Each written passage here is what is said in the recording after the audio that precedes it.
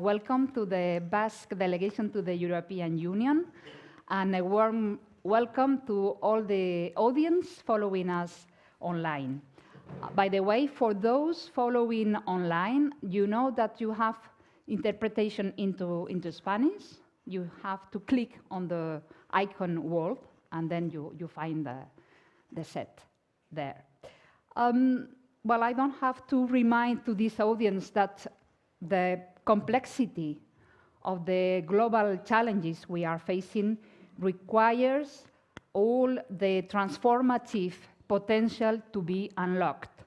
And this is basically what we are seeking today. Today we will reflect, and we will have a very interesting session with the presentation of a report on the decentralized cooperation through the civil society organizations. This meeting is the second one. For those who are not maybe familiar with the first meeting we had last year, in June last year, we had a series of discussions on the impact of decentralized cooperation, and last year, as I mentioned, we host the presentation of the report on this decentralized cooperation through local and regional agents. Civil society organizations, along with local and regional governments, academic institutions, private sector, foundations, and actors of the societal and economic ecosystem collectively contribute to build a sustainable and more collaborative ecosystem for development cooperation. And we need really to be innovative. We need to reflect. We need to look for best practices or for practices, because specializing and partnering with agents from other territories, cooperation regains the transformative potential.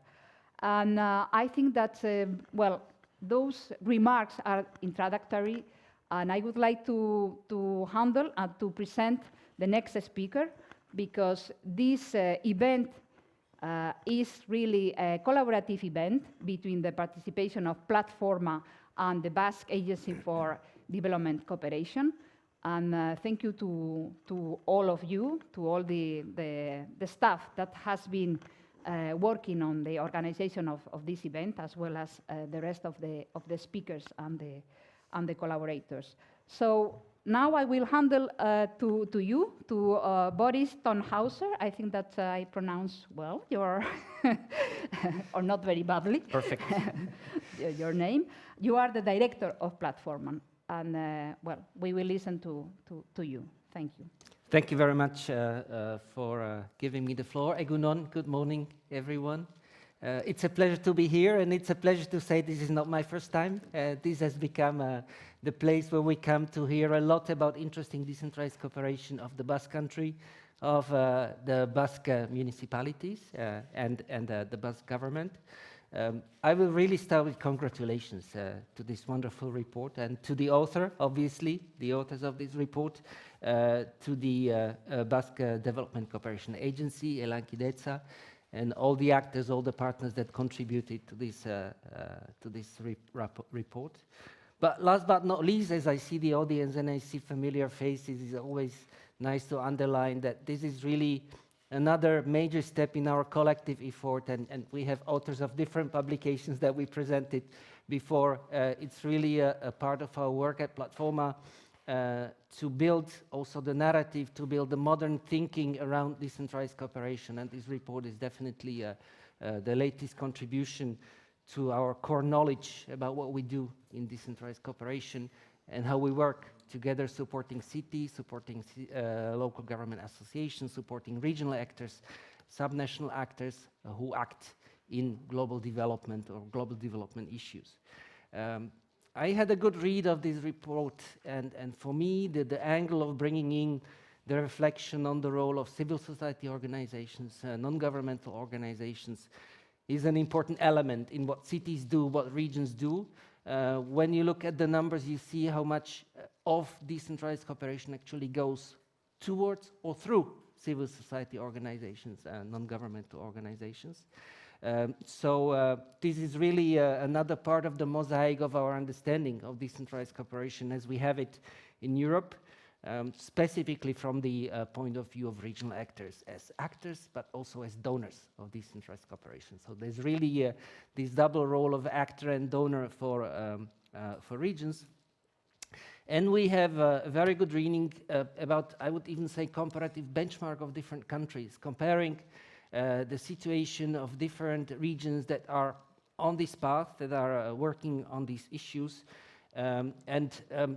Last but not least, we will hear lots of details later today about the figures, about the methodologies, about the outcomes.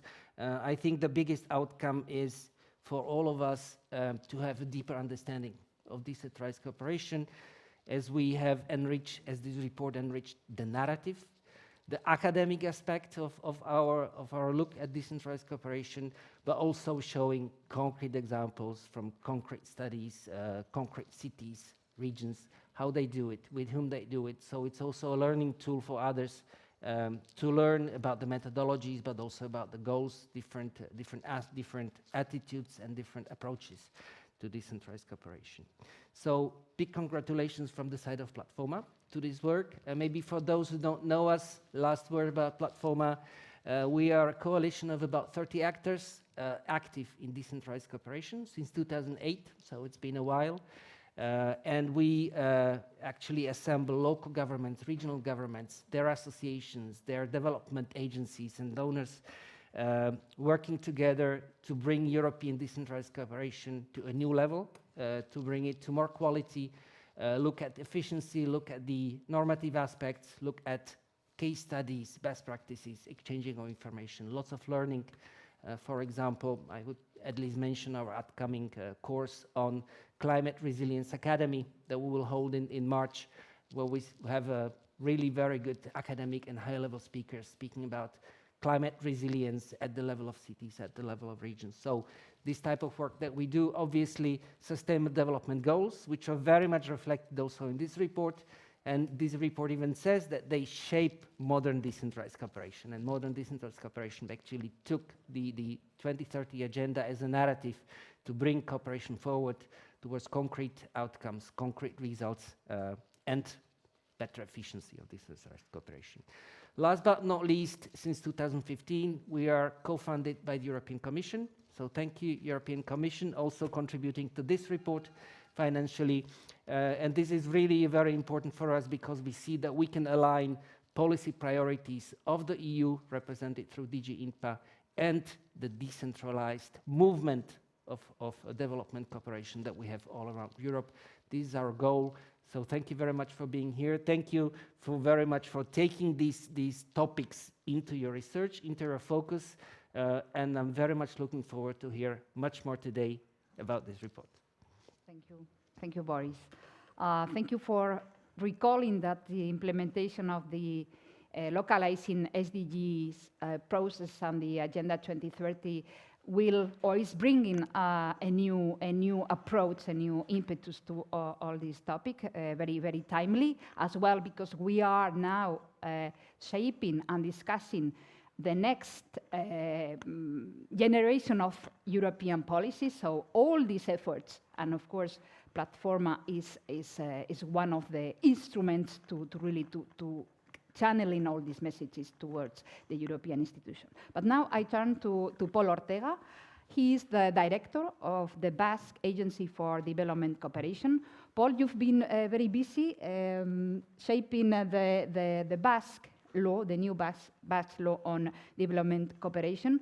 But please, I handle to you the floor, and what can you tell us about this? Okay, thank you very much. Good morning.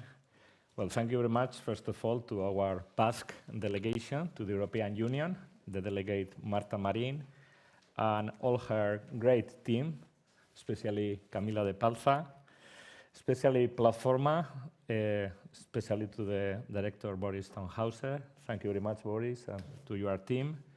The European Commission, of course, Aitor Perez, our researcher, and as well, of course, Lankidetza-Basque Agency for Development Cooperation, especially Noemi de la Fuente and Ana Tellería.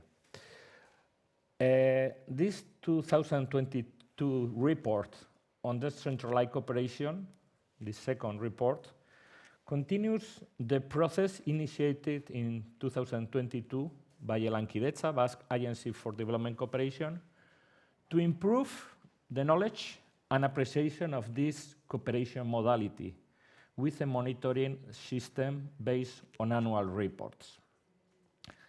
The quantitative dimension of cooperation promoted by subnational government is very important. Decentralized cooperation continues to grow in absolute and relative terms.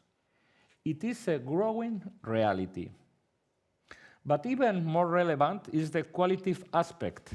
Decentralized cooperation has a high differential value, with a great diversity and plurality of projects and ways of doing things, but with few characteristics that are common to most subnational governments. One of them, which is fundamental, is the development and deployment of their initiatives in collaboration with civil society organizations, with non-governmental organizations. Generally, it can be affirmed that subnational government show a greater willingness to cooperate based on solidarity, with little connection to the logic of national interests, whether it is diplomatic or commercial. In other words, in decentralized cooperation, la raison d'humanité, the reason of humanity, prevails over la raison d'État, the reason of a state. The second report analyzed different forms of collaboration between subnational governments and civil society organizations. If this is our reality, this is the experience of the Basque cooperation, we can affirm that the Basque country is a best practice of working with and for civil society.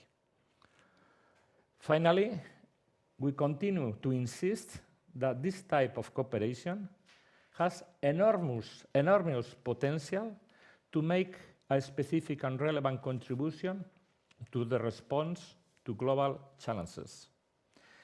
Although it has a long and fruitful history, the decentralized cooperation model is still in a solidification and consolidation phase. And honestly, I believe the best is yet to come. The best is yet to come. Well, we are confident that this 2023 Decentralized Cooperation Report will contribute to the understanding as well as the inspiration of this rewriting reality. And thank you very much. Eskerrik asko. Thank you, Paul. Thank you for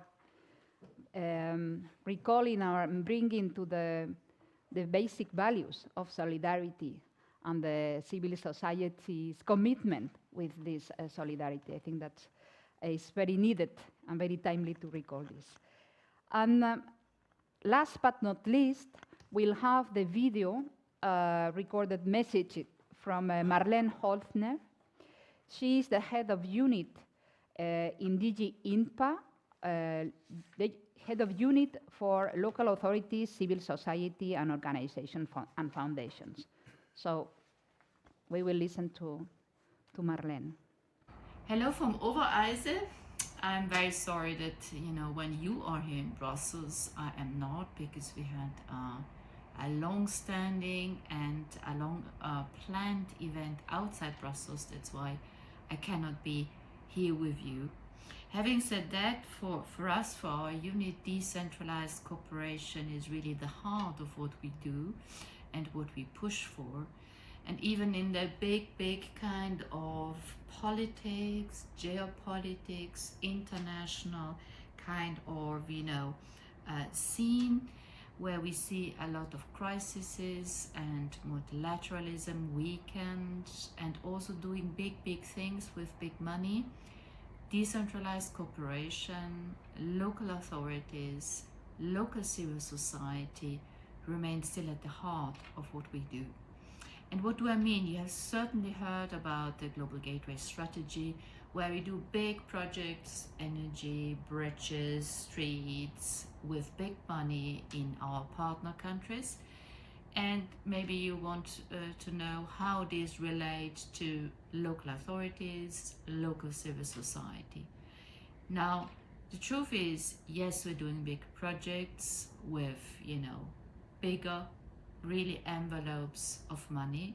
Yet the main difference between us as European Union and other actors on the international scenes, we want really to make a difference for the local people.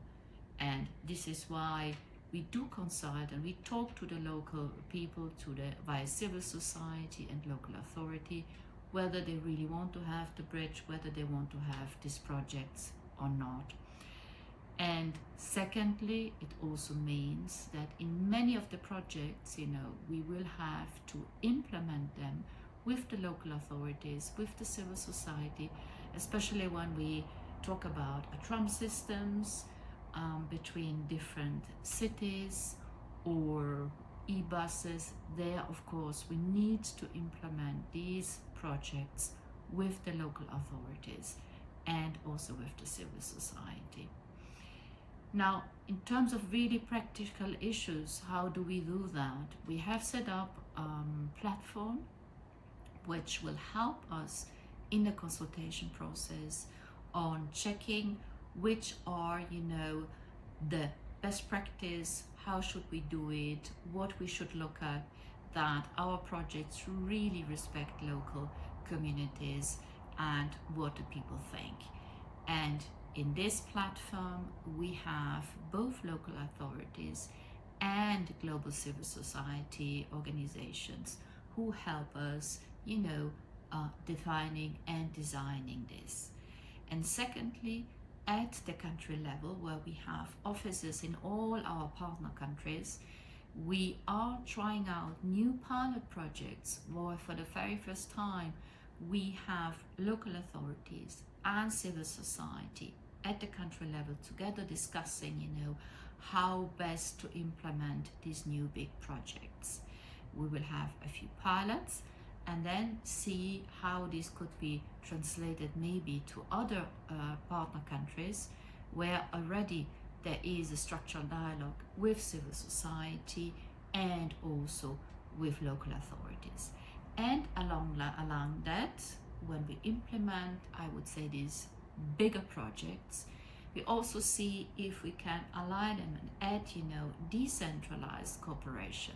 For example, if we have identified a street, a corridor, that could mean, just a highway to build, yet, we want to do that to develop, the countries and the stretch and the communities which are around this new highway.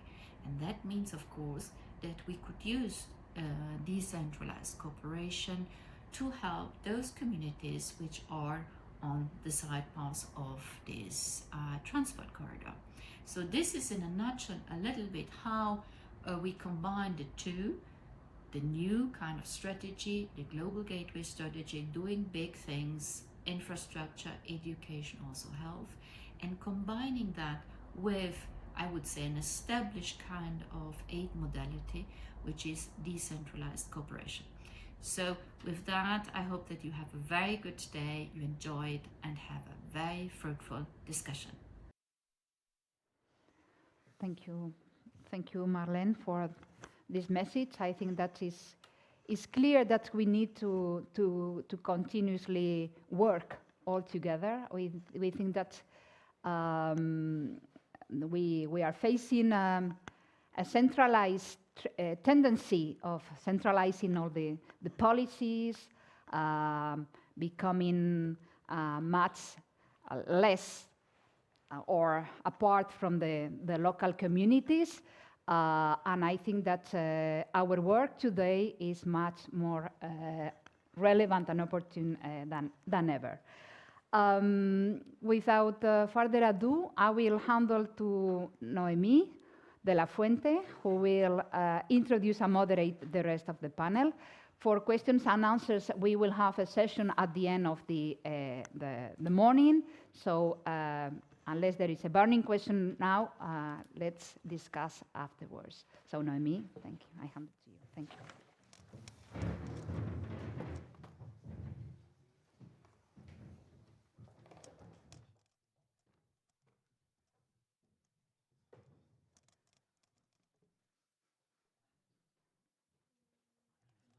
Oh, no.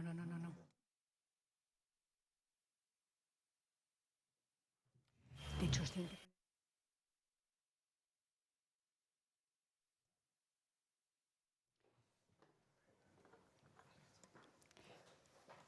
Okay, good morning to everybody. My name is Noemi de la Fuente, and I am the Head of Strategy, Knowledge and Partnerships at Lankidetza, the Basque Agency for Development Cooperation.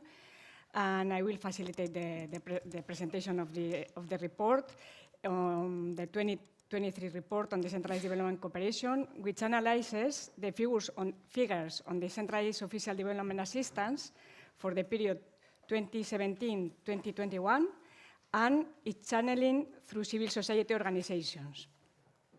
In the 22nd report that Marta mentioned before, we studied different forms of direct cooperation. However, the data at that point already showed that decentralized official development assistance effectively transferred to development countries is mostly channeled through civil society organizations. That is why we decided that the aim of this second report will be to gather data on the collaboration between civil society organizations and subnational governments, and to reflect on the forms of collaboration that best develop each type of actor's potential based on concrete examples. In this workshop, we would like to raise awareness of the reality of international decentralized cooperation and to discuss about the methodology of the report. We would like also to examine the 2021 decentralized ODA data and the different forms of collaboration between subnational governments and civil society organizations. And we would like to further elaborate on the main conclusions of the report. First of all, Aitor Pérez, who has coordinated the team of ECOPER that carried out the report, will elaborate on these topics, on the aims of the report, on the methodology, on the volume, weight, and importance of decentralized ODA in the world, and within this, which is channeled through civil society organizations. And we will then move on to analyze the experiences channeling decentralized ODA through civil society organizations in 3 local and regional governments. And for this purpose, we will have representatives from the government of Quebec, a coalition of Flemish civil society organizations, and Barcelona City Council. Then we will open the floor for questions and dialogue among participants. Together, we gathered in this event more than 100 cooperation professionals from public administration, civil society organizations, and international organizations involved in official development aid. Some of us, we are physically here in the Basque Government Delegation to the European Union in Brussels, and others are online via Zoom. So when I open the floor, we will combine the interventions of the participants in the room with those who are participating virtually. For those in the room, you will need to use the microphone so that the colleagues online can listen to your interventions. And for those connected via Zoom, feel free to pose questions through questions and answers. You can do it already, during all the presentation. And we will take the most relevant questions live.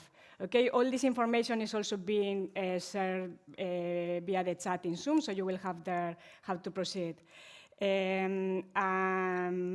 So let me introduce Aitor. Aitor Pérez is an economist and political scientist with more than 20 years of experience in development cooperation. He's chief consultant in ECOPER, International Development Consultants, and he's also a lecturer at the University of Salamanca. And he has conducted extensive evaluation and consultancy work for the UN entities, European Union institutions, state and sub-state governments. So, Aitor, yours is the floor. Thank you very much, Noemi. It is a pleasure to be part of this amazing figure of 100 professionals discussing today decentralized cooperation. So thank you for the opportunity to Platforma, the Basque Agency and Delegation in Brussels, their directors for this welcoming entrance. And also thank you to all the teamwork and the people that have formed the teams that have made possible this report. That includes you, Noemi, and your colleagues at the Basque Agency in Vitoria, and also my colleagues, Flavia Fernandez and David Utrero, who had worked in one in the quantitative aspects of the report and the other in the more qualitative aspects, like the interviews and so on. So thank you all for this. As already advanced in the introduction, this report aims at improving the understanding of international cooperation.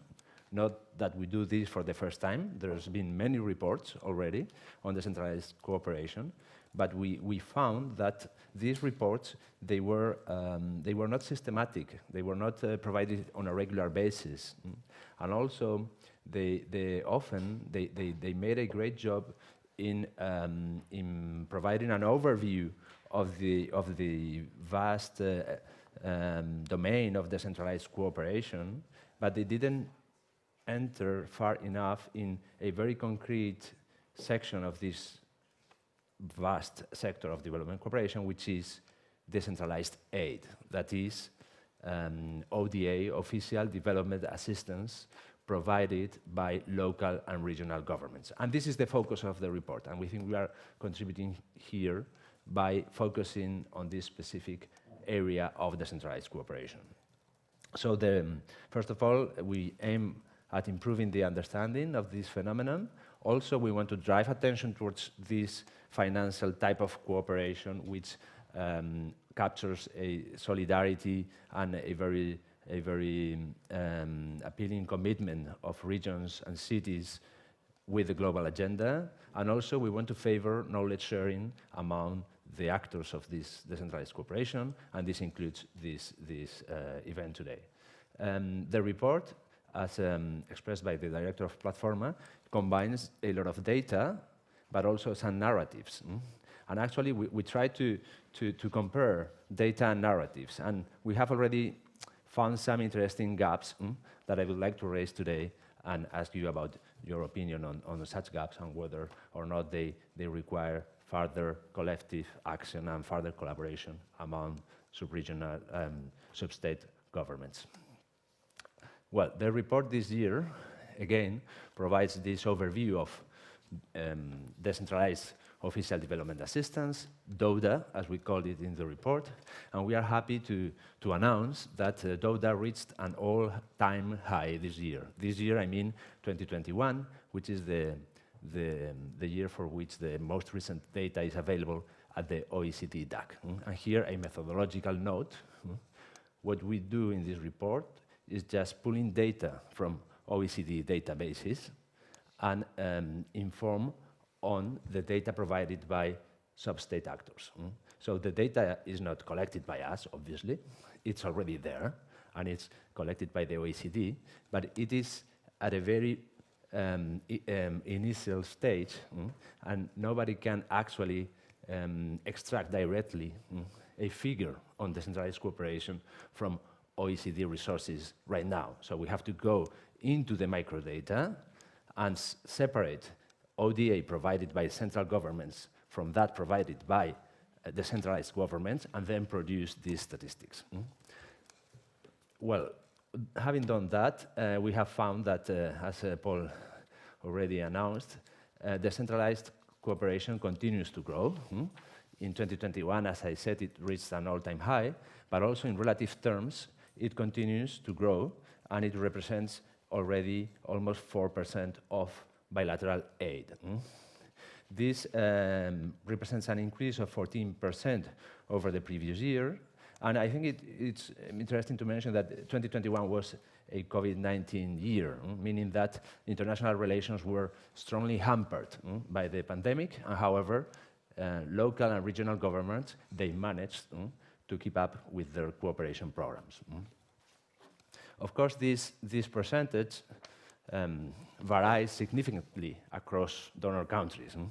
And here we have Spain, which continues to be the most decentralized donor in the world, with almost 1 out of 3 euros of decentralized aid coming from subnational budgets.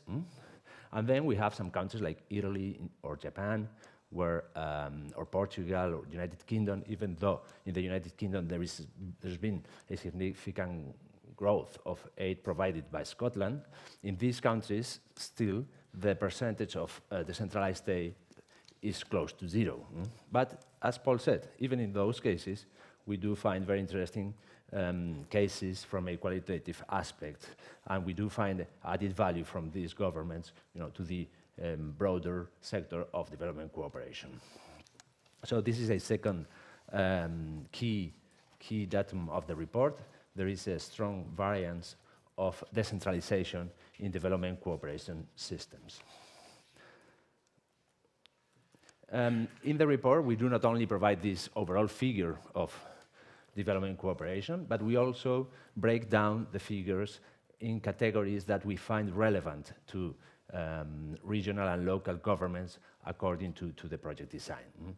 First of all, we differentiate between in-donor country ODA and international ODA, which is also called at the OECD as cross-border ODA. But again here, cross-border, it is a term that might be misleading in local and regional governments, so we do relabel it as international aid. So we want to make here to provide statistics that are useful to local and regional governments, and the selection of terminology is also, I think, a contribution of this report.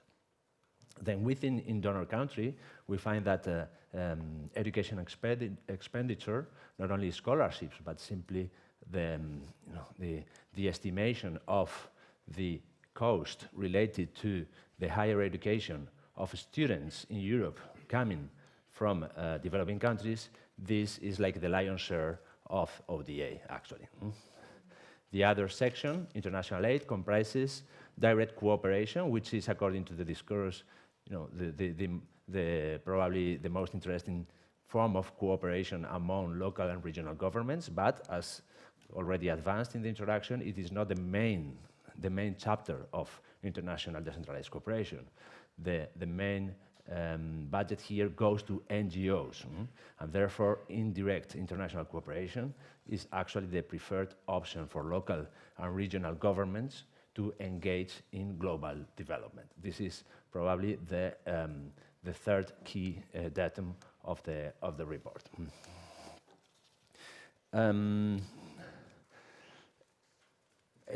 Still a word about this huge amount of in-donor country ODA. This is very much shaped by Germany. Germany is the #1 decentralized donor in absolute terms, while Spain has the highest ratio of decentralization in aid. In absolute terms, Germany provides $2 billion to these statistics, and so it's by far the main actor, and most of its development of its decentralized ODA program is about this type of education expenditure that I just mentioned. So these statistics are very much shaped by the weight of Germany and its support to the education sector. Yet, Germany also has an international decentralized aid program with indirect cooperation, direct cooperation, and global education, which has a relatively high share of expenditure. Then we try to build a ranking of decentralized donors, not so much for pointing to champions, but also to raise awareness about the need and the interest in using this OECD data to provide a picture of the main players in decentralized cooperation. What we find here is that there are some decentralized donors that manage budgets that are above 50 million euro, and they comprise the Basque Country, which ranks first, followed by Flanders, that used to rank first last year, and then Catalonia, Valencian Community, and also Scotland, Andalusia, Navarre, Extremadura, and Bavaria. So we see a dominance of Spanish regions in this ranking, of course also Belgian regions and Scotland.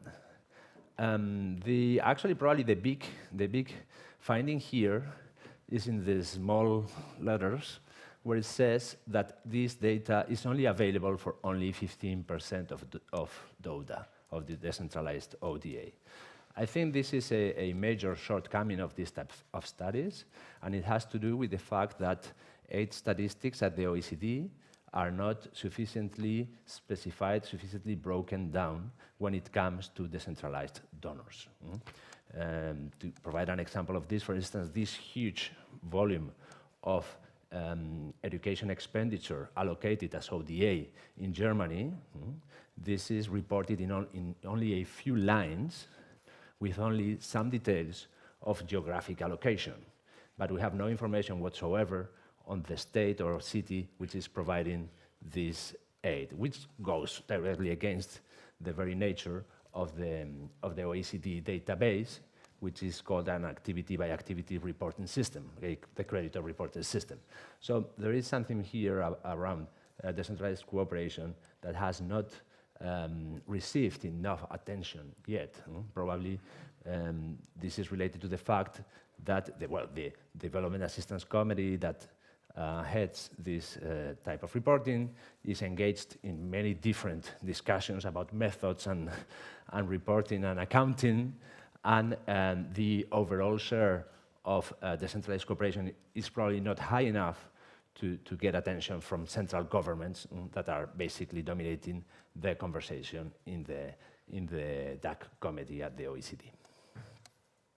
So hopefully in future reports we will get to expand this ranking, and we should see here other actors like Paris, for instance. The city of Paris claims to be the #1 decentralized donor in the world, and that's at its webpage, but this is a finding that we cannot contrast with OECD official data, because the government of France is not breaking down decentralized cooperation per city or region. Okay, this year, as already advanced, we paid a special attention to aid provided to and through civil society. And here I use a OECD wording which differentiates between the support provided to NGOs and CSOs with the purpose of reinforcing civil society as such, and this is differentiated from the use of civil society as a channel to deliver aid and meet different goals, like humanitarian assistance or provision of basic services. What we see here is that even though the NGO channel over total DODA is only of 20%, that is very much influenced by the fact that most DODA, as I just mentioned, is related to in-donor country expenditure.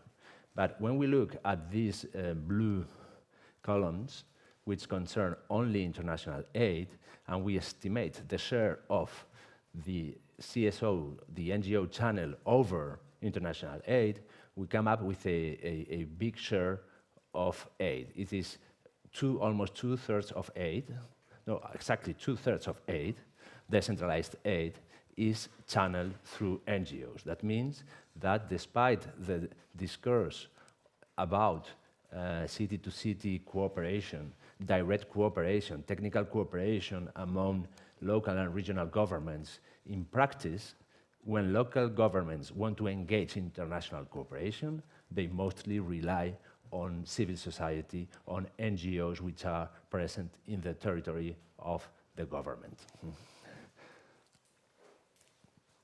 In the report, we also provide a profile of these countries. Most of the time we refer to country profiles because regional and local governments, according to the rules, the historic trajectories of every country, they tend to reproduce similar models of decentralized cooperation. And in the first place, we look at Canada, with a very interesting NGO channel, which does not account for the majority of the DODA program, because here refugee costs are bigger.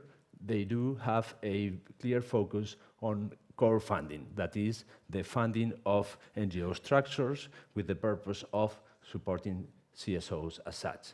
We have paid a closer look to a concrete program, which is the new Quebec Without Borders, and we will have someone from Quebec actually describing this case, so I will not elaborate any further on this. We have also looked at Belgium. In Belgium, they have a decentralized cooperation budget, which is balanced between technical cooperation, direct cooperation, and NGO support. And we find a dominance of project funding with some interesting policies in Flanders and Brussels aiming at supporting what is called the fourth pillar of cooperation, which is a pillar of cooperation that focuses in small-size entities. And we will have more information on this today. Then we also looked at Spain with two different cases. On the one hand, we have the city-to-city cooperation model by the city of Barcelona, and the Basque Cooperation Plan, which is pretty much project-based, but has a focus also on reinforcing civil societies, and in particular, empowering women's organizations and protecting human rights defenders. Spain is also a champion in cooperation with NGOs, and we have an interesting datum here, which says that 77% of total DODA in Spain is channeled through NGOs, meaning that there is a strong reliance on civil society for decentralized cooperation in Spain. And here is when it comes the time to confront these findings, this data, with the narrative.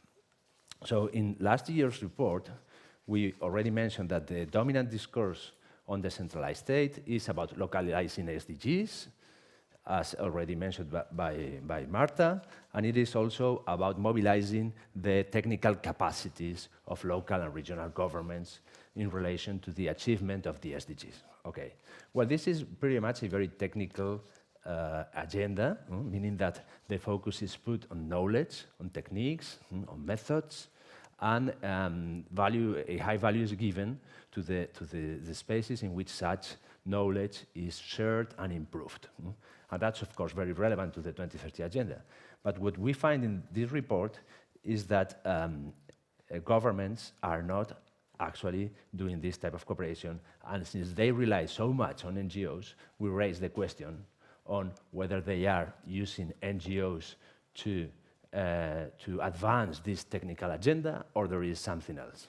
So in this year's reports, we have looked to a different body of literature, which is the literature, the normative framework about the role of CSOs in development. And here we have looked again to the major international organizations when it comes the time to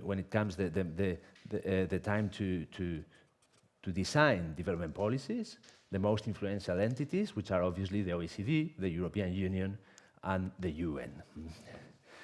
In these publications, we find a key idea about the role of CSOs, which concerns their intrinsic role.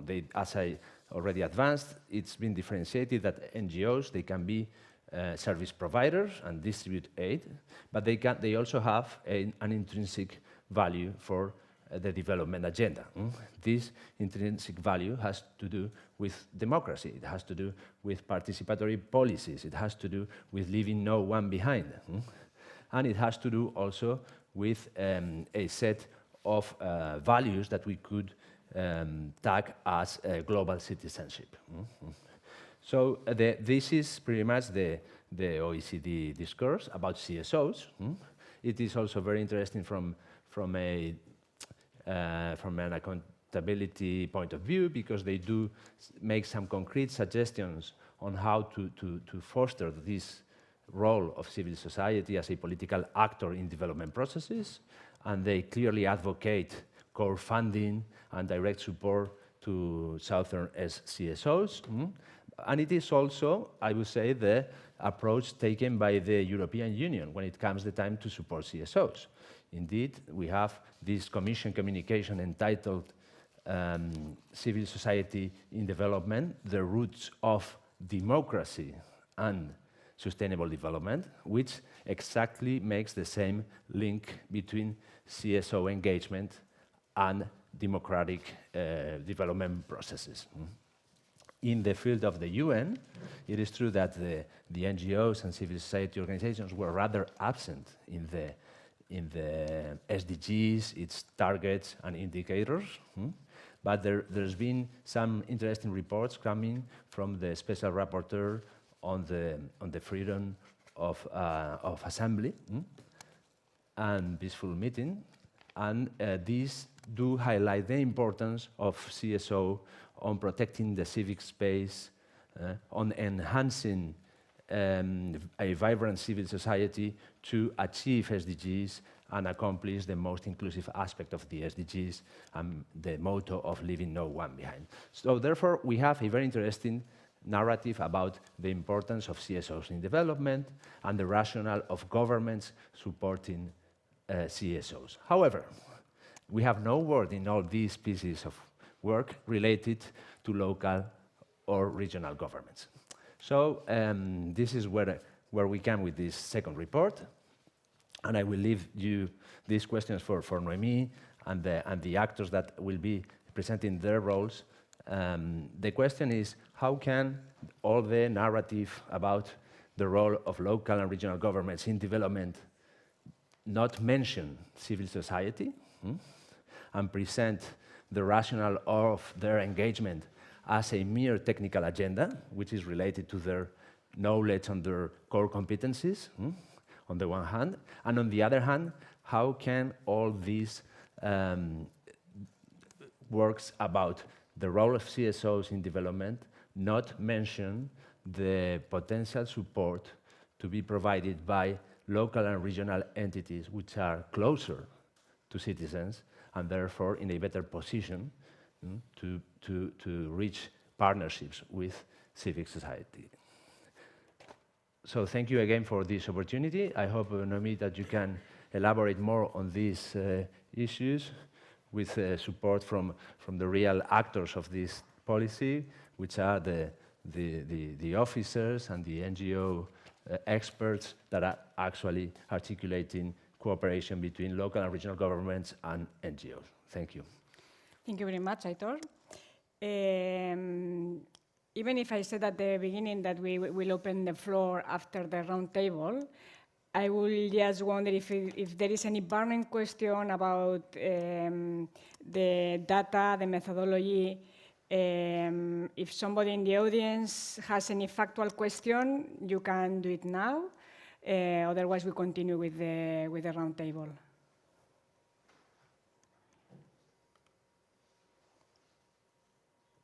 Okay. So let's move on. So in the second section, the report describes several cases that represent different forms of collaboration between subnational government and civil society organizations in development cooperation and examines the extent to which these partnerships reflect dominant ideas about the engagement of subnational governments and civil society organizations, and Aitor said. So for that purpose, we are pleased to count on the participation of representatives of 3 of the case studies analyzed that have been willing to share their experience with us today. Please, Jordi and Jax, come to the table. Mario, please, can you confirm that you are online?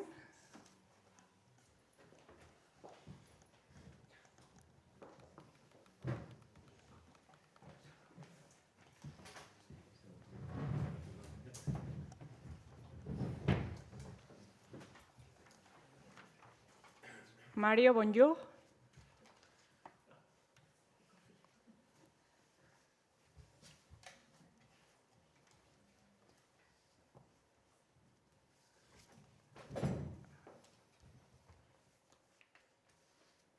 Mario?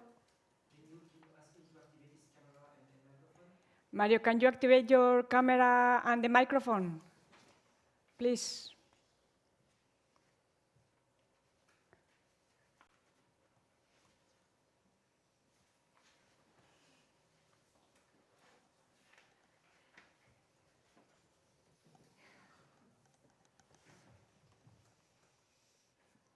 Bonjour, Mario. Can you...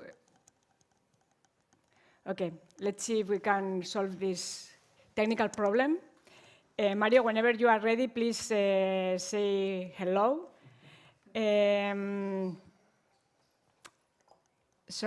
According to the report, one of the dichotomies in the narratives about subnational government support to civil society organizations is if it should be channeled through core funding or project-based. Okay, Mario will tell us a little bit more about his experience or the experience of the Quebecois development cooperation on core funding, but then we will go to the experiences of project-based aid. So for that, we have two experiences.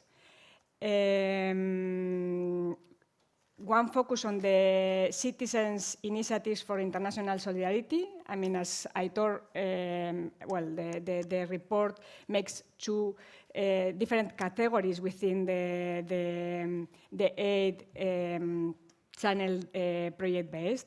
And so we will listen to the experience in Flanders that is more focused on citizens' initiatives for international solidarity. And then we will listen to the experience in Barcelona. So I would like to invite first Jacques Mevis to enlighten us on the experience of Flanders. Jacques works for 1111, a network of 300 volunteer groups in almost every town in Flanders, and over 250 NGOs, civil society organizations, and small-scale citizen global solidarity initiatives. He was member of the team that created the Fourth Pillar platform in 2009. The Fourth Pillar platform was initiated by 1111 in partnership with the Flemish government. We don't have today any representative here of the Flemish government, but I think that we count on Jacques' experience to share this partnership. They support small-scale citizen initiatives on global solidarity initiated by Flemish citizens by providing training, coaching, networking opportunities, funding opportunities, etc., and by valuing these civil society organizations as important actors in the field of international solidarity. So, Jacques, I would like to invite you to briefly describe the collaboration of 1111 with the Flemish government, and to share with us, from the point of view of a coalition of civil society organizations, what you think is the political rationale of your regional government to engage in an international cooperation program hand in hand with non-governmental organizations. In our particular case, maybe it's good to explain this idea of what we call fourth pillar organizations, but on a European level we call them citizens' initiatives, is how the development cooperation works in Belgium. You have first the bilateral actors. Secondly, you have the multilateral actors. We all know the EU, the United Nations agencies. Then the third, we have like the classic NGOs, or let's say the big or the professional NGOs who all exist since the 1960s, who have big programs, who have core funding from the federal government, and who also have a registration with the federal government, and also the universities are counted. And then we had a professor in 2009 or so who published a book, and they say, when I have these three actors, bilateral, multilateral, and the classic NGOs, I still have left a lot of, let's say, grassroots groups, a lot of people in our society who are involved in projects and initiatives of international solidarity, but which have no place in this, and they also have no support. And then at 1111 is a big platform of, we call ourselves the platform of international solidarity in Flanders. and we used to work with the classic NGOs. But then in 2009, we sat together with the federal government. It was initiated by the Flemish government, with the Flemish Minister-President Bourgeois, who said, we have to create something to work also with these small-scale actors, these volunteers who are supporting a school in Ghana, who are working with women groups in Cameroon, in Uganda, who are working with children in Peru. We have to get these citizens involved, and that's when we created the fourth pillar of development cooperation platform to work with these groups. And this has been very satisfying. We have, like, for Flanders, only 800 groups, 800 of these grassroots organizations on our website, registered now, which we are working it. That's only for Flanders. After, in 2015-14, we did the first European conference, and there was a research from the University of Leuven and the University of Nijmegen, identifying approximately, nobody knows, 100,000 of these grassroots citizens' initiatives on international solidarity in Europe. You all know them. There are many in Spain, there are many in France, there are many in Germany. We now are discovering also in Eastern Europe, and we also created kind of a European network. There's many, many people in Flanders. We think it's about between 30 to 60,000 active volunteers engaged in global solidarity. So we try to work with these people with the support of the Flemish government, but also we're also working closely with the provinces and the cities in Flanders, because that's the level where you meet these groups. They are in the local Solidarity Council, and when it used to be like 20 years ago, maybe the city would support the big NGO and send the money to the bigger actors.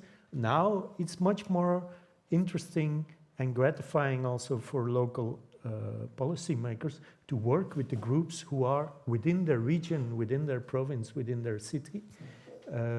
Not especially also the diaspora. We try to work with the diaspora groups, meaning the citizens who, with a Congolese background or Moroccan background or Turkish background, who are often second or third generation people who want to do something for their country of origin. And it's been quite a discovery this last year to try to work with these groups also.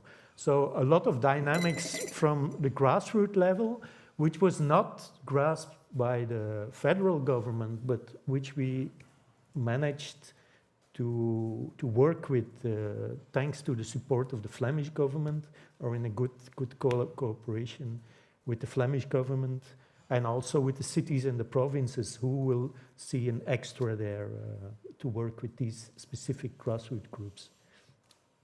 I don't know if this situates a little how we work here. Okay, thank you very much, Jacques. Let's see, it seems that Mario is already there. Bonjour, Mario. Hi, hello. Hello. Hola. Good morning, bonjour. Okay, Mario, I don't know if you were listening to us before. It was probably just that we were not listening to you. So we have already started the roundtable. And I was saying before that there are two narratives, one that defends the core funding, or that is using, maybe not that it defends, but that supports core funding, and one that supports more project-based aid. You represent the government of Quebec, and you are supporting civil society organizations with this core funding instrument. So We would like to hear a little bit more on that experience. I will introduce Mario. Mario has worked at the Ministry of International Relations and La Francophonie of the Government of Quebec for more than 20 years, mainly in the field of international solidarity. He's currently the head of Service of International Solidarity Sector at the Francophonie and International Solidarity Department, a unit whose mandate is to support the action of Quebec's international cooperation organizations and their local partners in French-speaking Africa, Latin America, and the West Indies. And previously, he coordinated the Quebec Sans Frontières, or Quebec Without Borders program for many years. Quebec core funding to NGOs is part of the new Quebec Without Borders program. Mario, I would like to invite you to briefly describe your region's collaboration with civil society organizations in the field of development cooperation, and to present what is the political rationale of your regional government to engage in an international cooperation program hand in hand with non-governmental actors.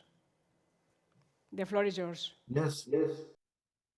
Thank you very much. Thanks for having me today, and thanks for giving me the opportunity to share the Quebec's experience in the domain of international solidarity.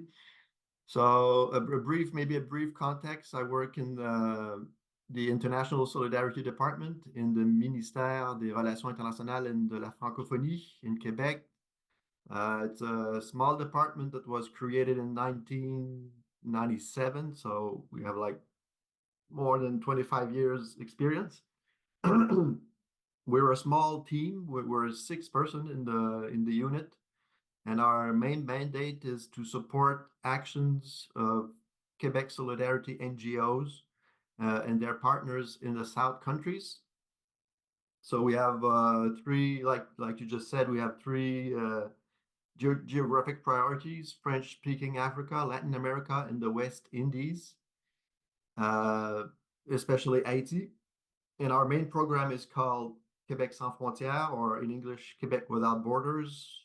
I will call it QSF for today, to make it short. So the main objective of the program is to contribute to the international effort to combat poverty, social exclusion, in a perspective of sustainable development, human rights, and women's empowerment.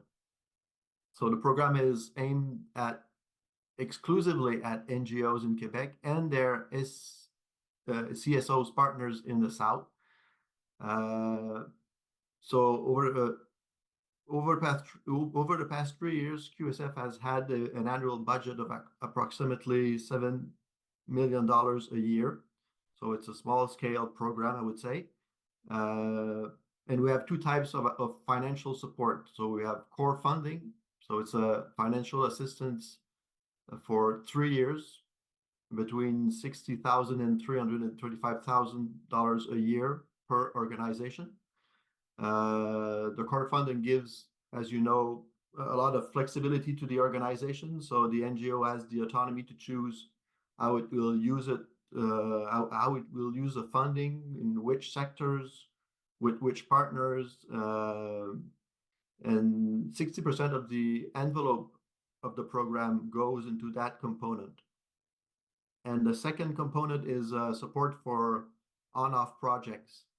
So it's a more classic approach for project that lasts between 1 year and 3 years. Grants between $30,000 and $225,000 a year to realize, for example, a pilot project or to develop a new partnership with a new organization. So this is 40% of the total envelope of the program. So the QSF program support a diversity of actions. So we support activities with local populations in the South in many sectors: food security, inclusive economy growth, health, human rights, basic education. We also support global citizenship education activities to raise awareness among Quebecers. And we also support volunteering for development, all types of volunteering. So we have North-South, South-South, national volunteers also, South-South, and we work especially with young people when it comes to volunteering. So maybe a few datas over the last 3 years. So we supported 43 Quebec NGOs of all sizes from all regions in Quebec, not just in Montreal or in Quebec City. We supported 91 CSOs in southern countries, 16 countries in French-speaking Africa, 10 countries in Latin America. Each year we reach about 150,000 people directly or 1 million indirectly through activities in all the countries. And we reach also 30,000 Quebecers with global citizenship activities. So this is basically the scope of the program. The justification or the rationale of our program is I'll split the question in two. So why Quebec is committed to international solidarity? I would say that solidarity has always been a big part of Quebec action abroad. So gender equality, respect for human rights, fight against climate change are important concerns for Quebecers. And they're also governmental priorities. So that reflects in our action abroad. And we think that these issues have no borders, of course. They concern countries in Africa and Latin America, but it also concerns Quebec. They cannot be solved through cooperation. They cannot be solved alone. So we have to work in cooperation with other countries. So we saw this particularly during the pandemic, for example. So we think Quebec has a responsibility and a contribution to make when it comes to those issues. So the question is, why do we do it with NGOs? So I would say the short response is because we think NGOs are important agents of change and because they are efficient. NGOs have the capacity to carry out local work with populations. Their added value, we believe, is their ability to adapt, to innovate, their agility, their flexibility. So we choose to work with civil society because we consider that they are agents of change. They can make an essential contribution to the exercise of citizenship, to social and economic development, into the construction of a fairer world, if we could say. On our territory, on Quebec territory, we have between 80 and 100 international solidarity NGOs. Many exist since for the last 50 years. They have developed their own experience, their own expertise. They carry out local work with their partners, longtime partners in the communities in the South. They have the capacity to carry out project that meets the needs of the people. They carry out project by, for, and with partners. So this is why we think they're efficient. And maybe finally, a practical reason why we work with NGOs, because we have a small budget. So I was saying 7 million a year. So given their capacity, the capacity of the NGOs to work at the grassroots, we believe it is the best way to have a direct impact on the populations. Thank you very much, Mario, and we really appreciate, because it's very early for you now, so we really appreciate your presence here today with us. I will come back again to you later, but I will move now to Barcelona. Barcelona City Council has participated on the construction of the discourse of direct cooperation being the main modality of decentralized development cooperation that Aitor was telling us about. However, the ODA data shows that direct cooperation only represents 10% of Barcelona City Council's ODA. That said, 40% of the grants awarded to NGOs are reserved for projects in cities with a cooperation agreement with Barcelona, and which involve different services of the City Council in technical cooperation. So it seems that Barcelona City Council is reinforcing its direct cooperation strategy through the support given to civil society organizations. We have today with us Jordi Cortés. He is an international cooperation officer at Barcelona City Council, responsible for the city-to-city cooperation program in Sub-Saharan Africa and Middle East and the Balkans since 2004. Along these years, he has worked to integrate municipal direct cooperation and the work of NGOs in their partner cities through the NGO grant program, generating synergies and multi-actor city-to-city cooperation approach processes. Jordi, could you please briefly describe this collaboration with civil society organizations in the field of development cooperation and explain to us what is the political rationale of Barcelona to engage in international cooperation program with civil society organizations, and especially this dilemma that I was posing? Thank you. Good morning. Thank you for giving me this opportunity to explain this special policy in Barcelona. Just a brief context, a previous context. Barcelona is driving this policy since 30 years ago. If you remember, at the very beginning of the 90s, when the Balkans, ex-Yugoslavia war, Barcelona was celebrating the Olympic Games in 1992. We were very happy at that time, but at the same time, in less than 2 hours flying from Barcelona, a city of Sarajevo was under siege and facing a terrible situation, as we are seeing today in Gaza, for example. No? And then make a big impact to the city of Barcelona, but also to the civil society, also the local authorities. I mean, at that time, the mayor, Pasqual Maragall, decided that Barcelona has to somehow do something to be side by side with these people that were suffering at the same time. And then,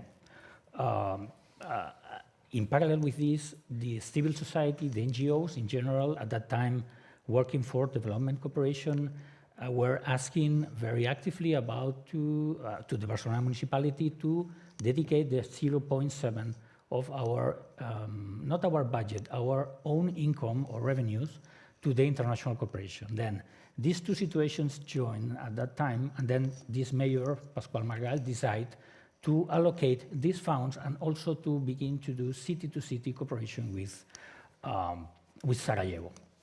Then, as we see, civil society is involved in this kind of activities in Barcelona since the beginning. I mean, it's in the core of this policy. And then, now, during these 30 years, in the first half, we have been driving these policies, direct cooperation, city to city, and NGOs, in somehow in parallel. No, once working through the call for proposals and then asking for projects in different cities or places, and then city to city, no, MOU with a city and working technically in some aspects. But with the time, we have discovered that that the best thing to drive city to city cooperation is to try to, to make hybrid projects between technical direct cooperation and city to city and civil society proposal. And I will ask you a little bit how we are doing this. Of course, the central tool is the agreements that we close with some cities. Actually, in the master plan of international cooperation, there are 12 priority cities for Barcelona. With all of them, we have an MOU.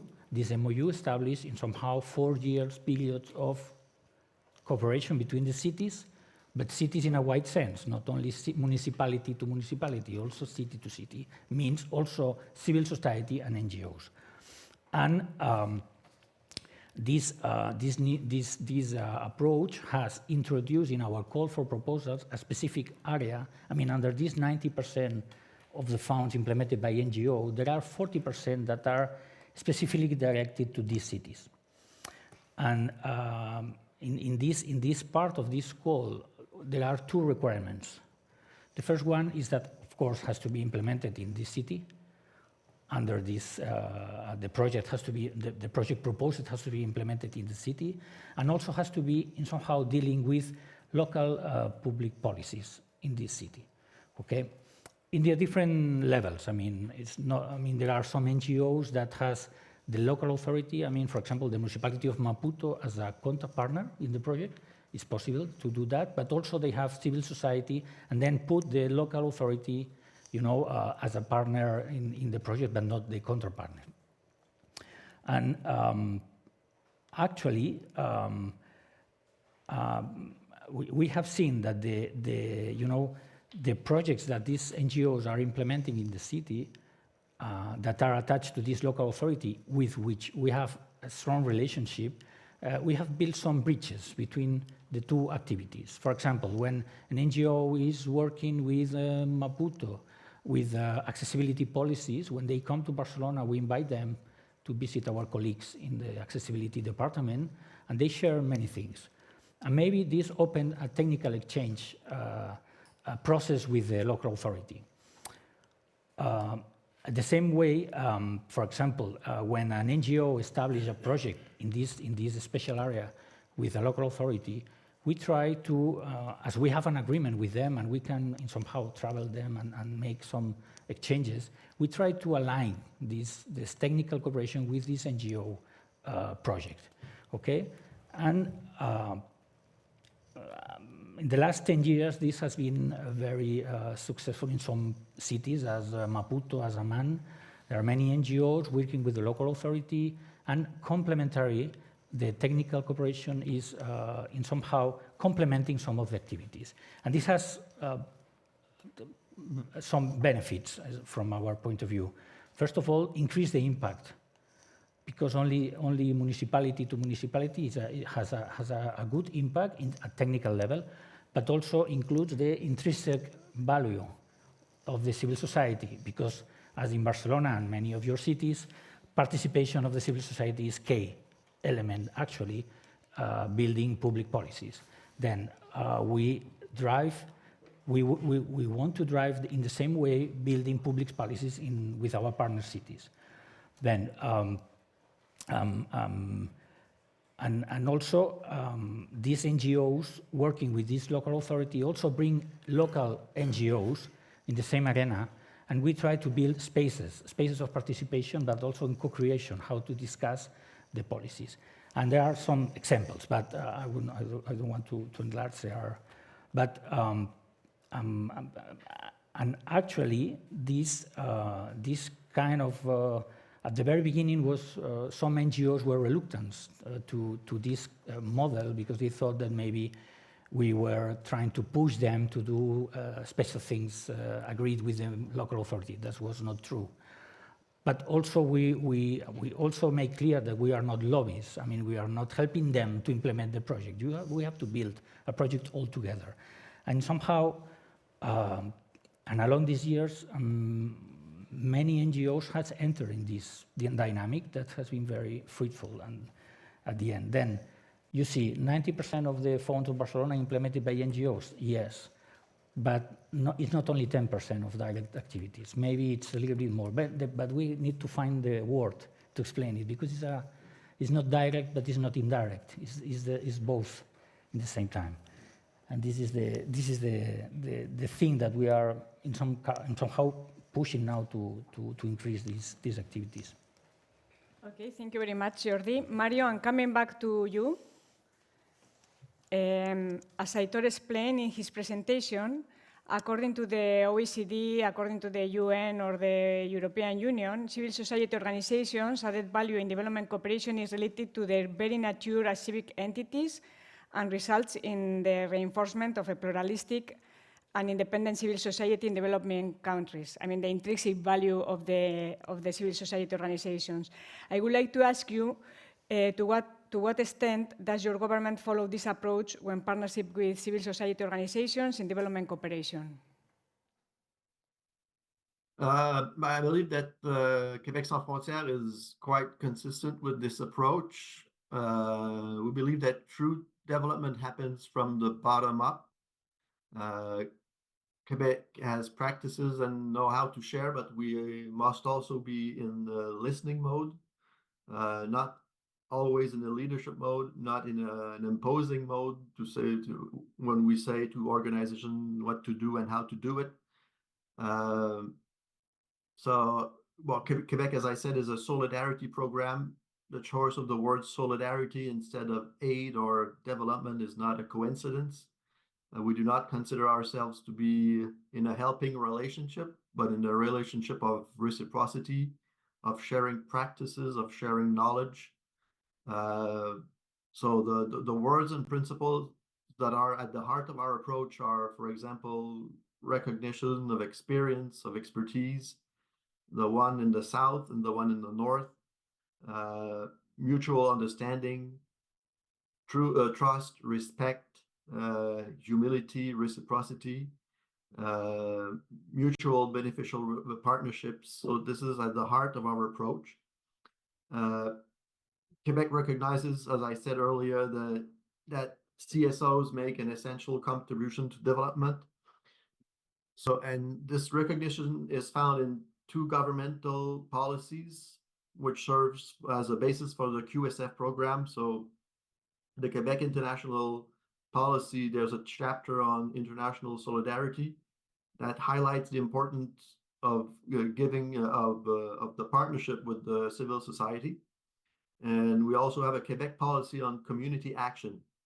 So it formally recognizes that CSOs are agents of citizenship, of development, and it recognizes also the importance of respecting their autonomy.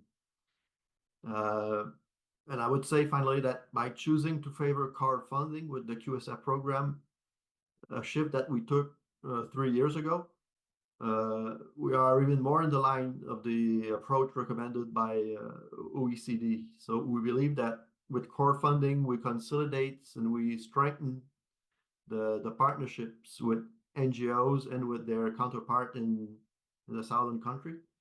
And that this allows them to play a more active role in society, in a role more consistent with their, I would say, their profound nature. Okay, thank you very much, Mario. As we have Jacques that represents civil society organizations, I would like to pose the question also to you. We would like to listen from the point of view of the civil society to what extent strengthening civil society is an objective worth supporting on its own. For the democratic value of the civil society organizations, opposed to supporting civil society organizations as instrumental and for their instrumental value. Yeah, I think we want at 1111 also, our organization, we want to get every citizen involved and taking up his role as global citizen or getting them involved in global citizenships.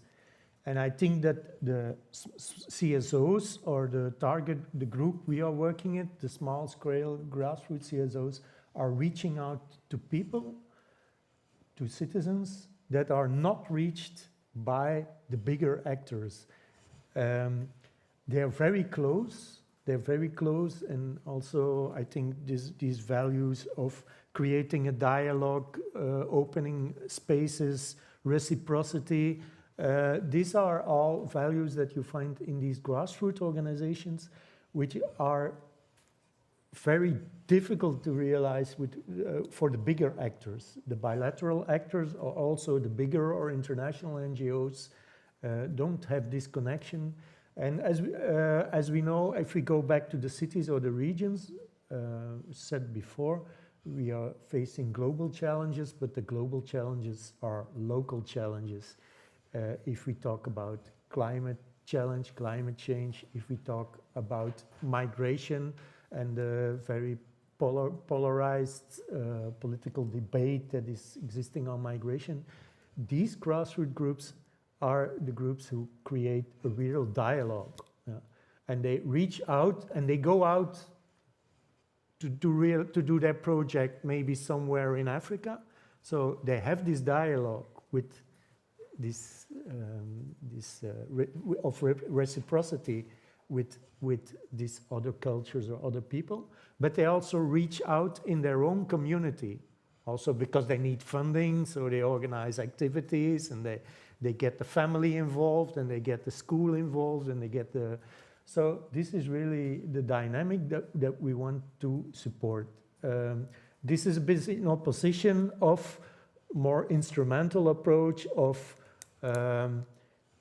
what is the impact of your project, what is the technical aspect of your project. Maybe that's on this level that is not so important.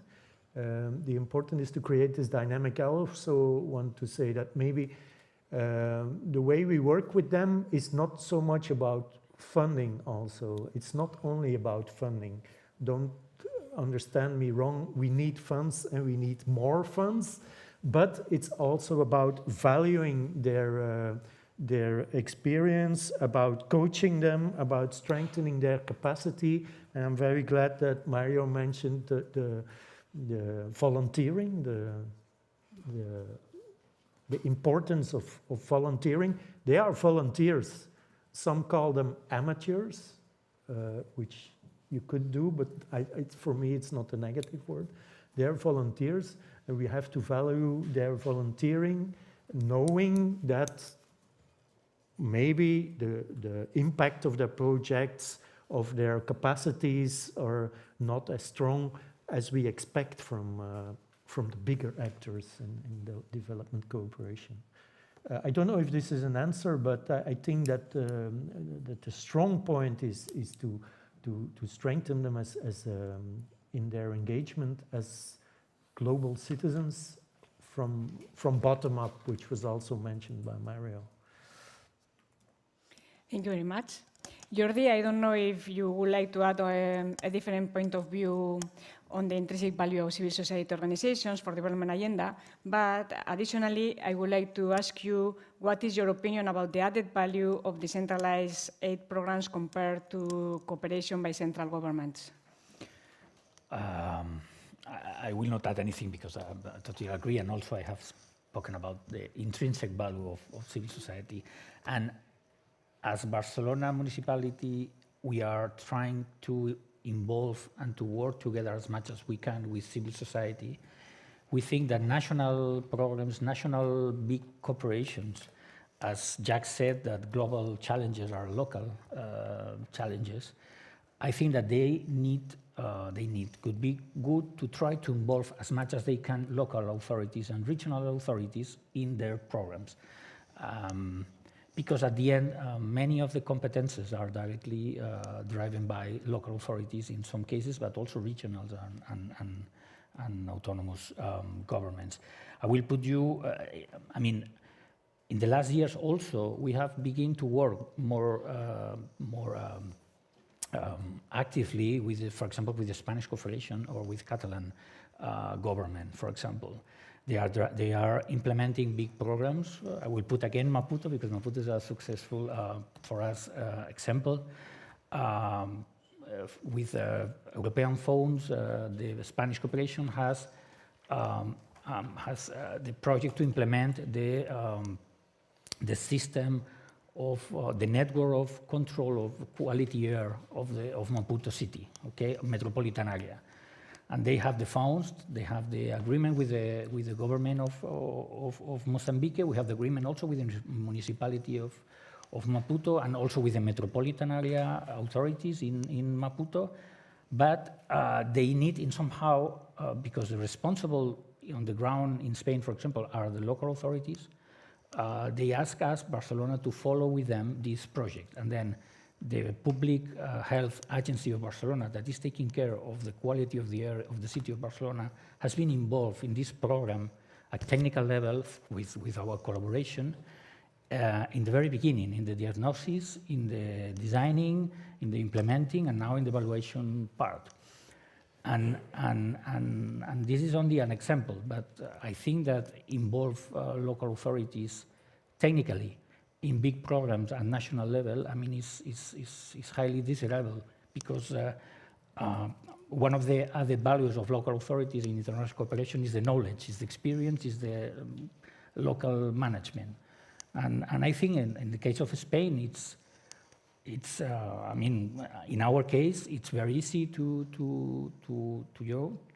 agree these kind of projects on the ground. I mean, with the embassies, with the Spanish cooperation offices on the ground, but it's not so easy to do it in Madrid with the central area of Spanish cooperation, for example. And this is a thing that this is a challenge, because I think that there are many examples in Spain, but in other countries, that local authorities are doing very good job. They have good knowledge, good skills, with good professionals, with high experience in some areas that are not being used somehow in this project. And time to time, they hire them outside with consultants when they have in the country experts on this working for the administration. And then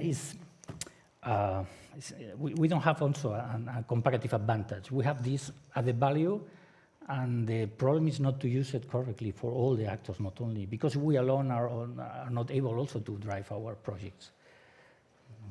I don't know if I explained.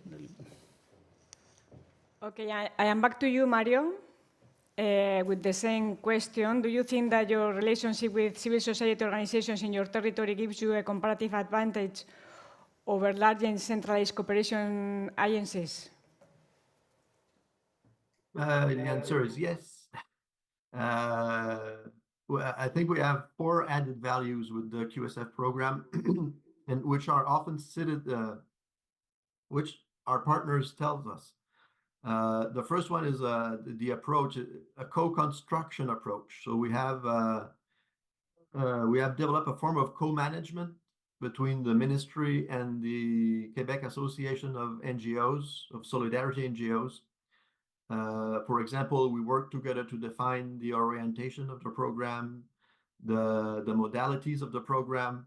So this makes sure that we have a program that best responds to the needs of the NGOs and the needs of their partners in the South. So we for example, also we organize annual consultation meetings. We collaborate closely on issues, on common issues such as gender equality, security for workers and volunteers who travel in partner countries, localization, decolonization of aid, etc. So we do joint activities on those issues, and we think that ultimately the fact that the organizations participate in defining the program also creates a feeling of ownership, of belonging towards QSF. So they eventually perceive the program as a common good to preserve. I don't think they don't have such an approach on the federal level. Second added value is that our concern for small and medium-sized NGOs. I think there's a growing trend towards economies of scale among major donors, including when they work with NGOs. So the program provides big grants, and the grants are going bigger, and the grants are often too big for small NGOs. So, and in contrast, small grants, let's say, for example, less than $1 million, are going less and less accessible. So the result is you have dozens of small organizations in Quebec or elsewhere in Canada that practically no longer can have access to public funding. So with QSF, the majority of the NGOs we support are small and medium size, with an average or with an annual revenue of less than maybe $1.5 million. And several of these NGOs are located outside major centers, so outside Montreal, outside Quebec cities. They have strong roots in their community. They are dynamic, they are visible, and they are very active. And without the contribution of our program, I think several of these small organizations would have to significantly reduce their activities. So this is the second one. The third one is we give an important place to global citizenship education. The budget for those activities are not easy to find in Canada. However, we think that global citizenship education is inseparable of official development assistance, so the two goes together. So the populations of the North must be informed, must be engaged in the international development issues so they can mobilize their own government at the local level. And fourthly, we have I think we are probably quicker to react sometimes. Being a small donor sometimes allows us to be more agile, more quick. It was the case, for example, during the pandemic, we quickly set up a special program which was aimed at support part of the operation costs of NGOs in Quebec and organizations in the South to help them go through the crisis. I think often larger donors are not so fast to react. So this is another advantage of being, let's say, maybe smaller. Thank you, Mario. Jax, I don't know if you want to add something on this differentiation on the advantage of decentralized development cooperation compared to the centralized one from the point of view of civil society organizations. We will have elections in Belgium, all the elections, not only the European, but also the federal elections, the regional Flemish elections, and in October, the provincial and local elections. And we will try to convince or to get all the civil society organizations we're working with, also the small ones, to say we need to invest more with global challenges and also the global crises like COVID who's coming, that we need to invest more in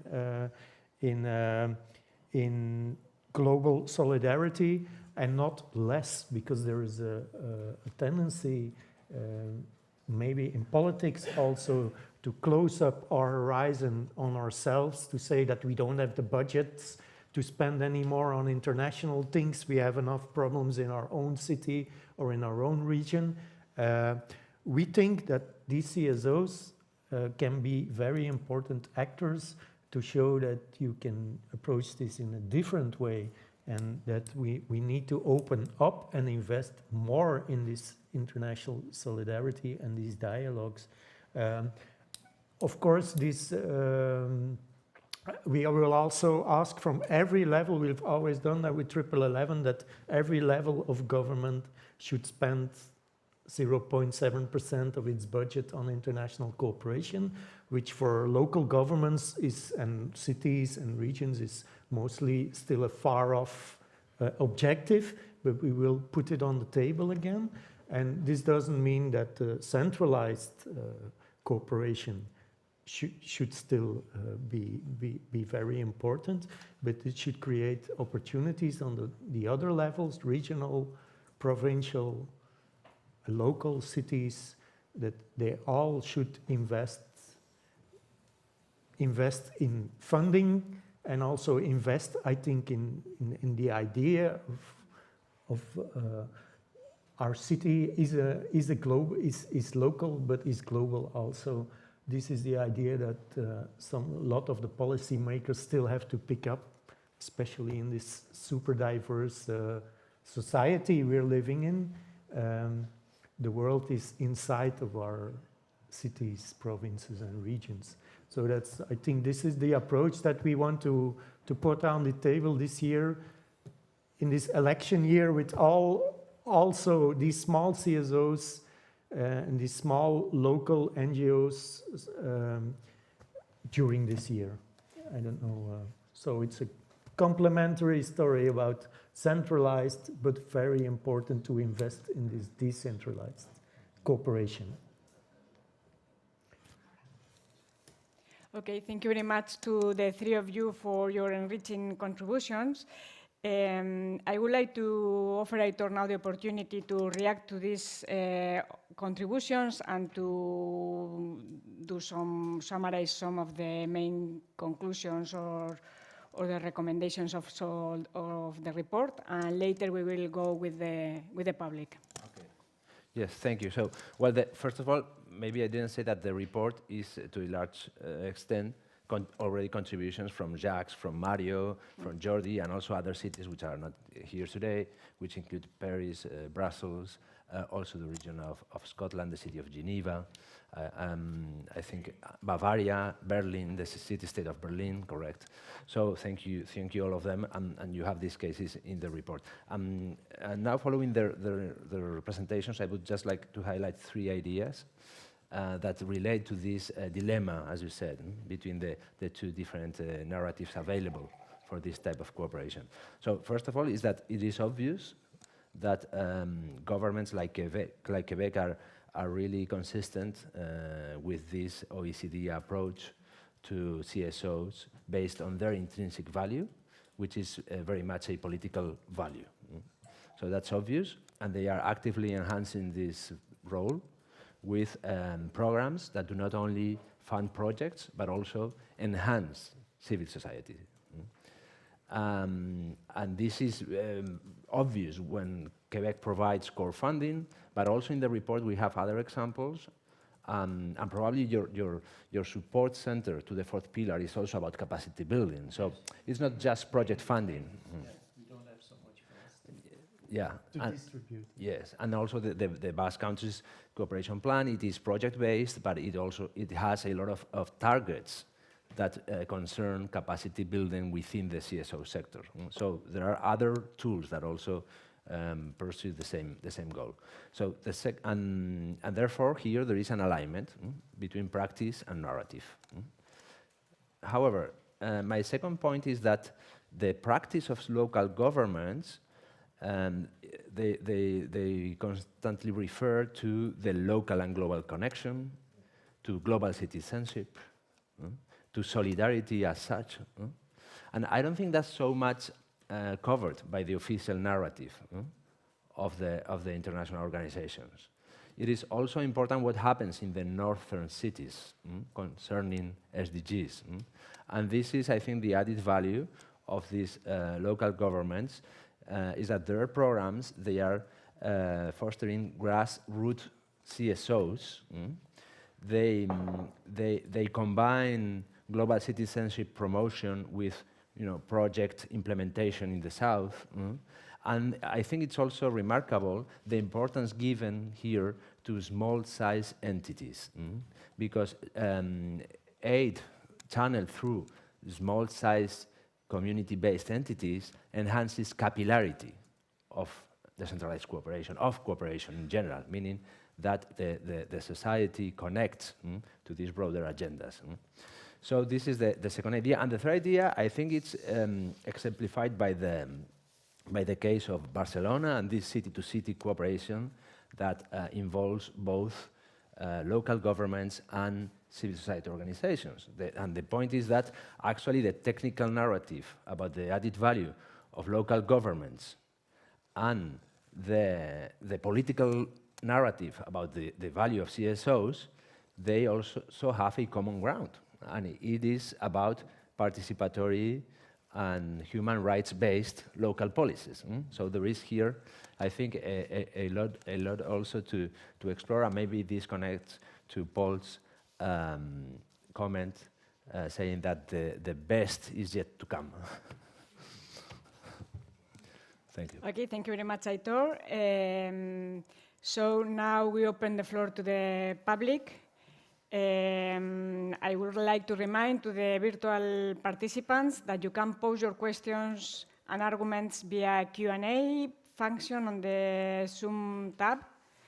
And I will also invite you to introduce yourself whenever you pose the question. Okay, so Lur, go ahead. Hello. Yeah, okay. It's kind of funny to be here. Congratulations for the report. It's very interesting. Presentation, well, I'm Lur Fernandez Salinas. I was working until last year in Platforma, so I'm very happy to come back to the house. And right now I work at Concord. So that's why I think it's very interesting, the approach of the report, because it has this cooperation between local, regional governments and civil society organizations and the wider NGOs. I was thinking, just to come back to one of the points that was presented maybe as the introduction of the report, that it's also important to make the differentiation between what is genuine ODA and inflated ODA. Because this can also bring solutions on how local governments can also support in the practice to civil society organizations and the other way around. So it's important to differentiate these two kinds of ODAs, because it's important to reflect on if ODA is really reaching its objectives. That is, ODA was defined as a tool actually to support economic and development welfare. But not all ODA is achieving that. And this is mainly due to the increased cost of internal refugee costs. So this has exploded with the war in Ukraine because most of EU member states and DAC members are more and more including internal refugee costs as part of the reported ODA. And this is important to know that it's not compulsory. So it's a political decision in the sense that there are some countries who are not including this kind of cost in their ODAs, and are other countries who are including this cost in their ODA. And this is very important because it's going to show why some countries are achieving the 0.7% and while others are not achieving it that easily. So it's a political decision, but the link with how local and regional governments can support civil society organization is done through, again, rethinking the role of ODA, through this qualitative analysis and not only the quantitative analysis of ODA. Why? Because ODA should be aimed at decreasing inequalities in partner countries. That's the main goal that it should be aimed at. So bringing a systemic change. And that's why local and regional governments cooperate also with civil society organizations. Because we don't want like project, silos approach. There needs to be a systemic change in a territory.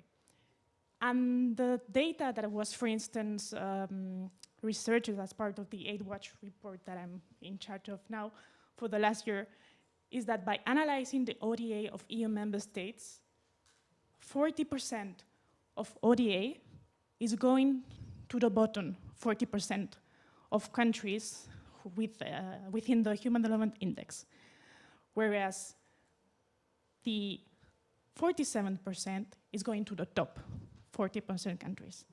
That means that if we took only the EU ODA, so not the global ODA, only the EU figures, ODA is not necessarily reaching those who need it the most.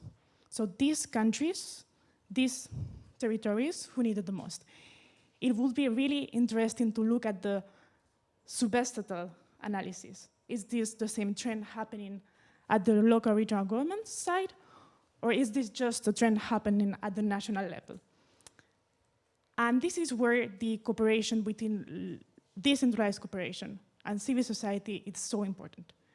Because the local and regional governments can have very good knowledge of the public policies, of the status of the public policies in the territory.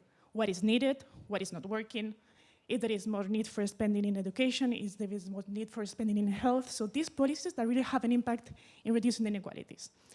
So when local governments and civil society work together to implement a project, but also when local governments and regional governments give more core fundings to civil society, there can be a better knowledge of where are these areas in the partner country of the EU where this ODA needs to go. So there will be a better vision of where these fundings needs to be allocated, what is working and what is not working. So this is just the reflection that the report made me have. But it's again, congratulations, because it's really clear, the methodology. It's a good thing that is done on a yearly basis as well. So thank you so much for that.